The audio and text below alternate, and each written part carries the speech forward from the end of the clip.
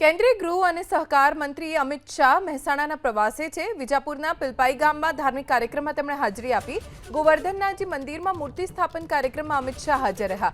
ગામમાં ગોવર્ધનનાથજી ભગવાનની મૂર્તિની શોભાયાત્રા નીકળી। વૈષ્ણવ પરિવાર સહિત મોટી સંખ્યામાં ગામના લોકો આ શોભાયાત્રામાં જોડાયા। આ વિસ્તારના લોકો માટે આ ધામ આસ્થાનું ધામ તરીકે હવે વિકસાવાશે। કેન્દ્રીય ગૃહ અને સહકાર મંત્રી અમિત શાહ વિજાપુરમાં પિલપાઈ ગામમાં પહોંચ્યા અને અહીં ધાર્મિક કાર્યક્રમનું આયોજન કરવામાં આવ્યું હતું। ગોવર્ધનનાથજી મંદિરમાં મૂર્તિ સ્થાપન કાર્યક્રમ અમિત શાહના હસ્તે કરવામાં આવ્યો। અમિત શાહ જ્યારે અહીંયા પહોંચ્યા તો તેમનું ભવ્ય સ્વાગત કરવામાં આવ્યું। કેન્દ્રીય ગૃહ અને સહકાર મંત્રી અમિત શાહ મહેસાણાના પ્રવાસે છે। વિજાપુરના પિલપાઈ ગામમાં ધાર્મિક કાર્યક્રમમાં તેમણે હાજરી આપી। ગોવર્ધનનાથજી મંદિરમાં મૂર્તિ સ્થાપન કાર્યક્રમમાં અમિત શાહ હાજર રહ્યા। ગામમાં ગોવર્ધનનાથજી ભગવાનની મૂર્તિની શોભાયાત્રા નીકળી। વૈષ્ણવ પરિવાર સહિત મોટી સંખ્યામાં ગામના લોકો આ શોભાયાત્રામાં જોડાયા।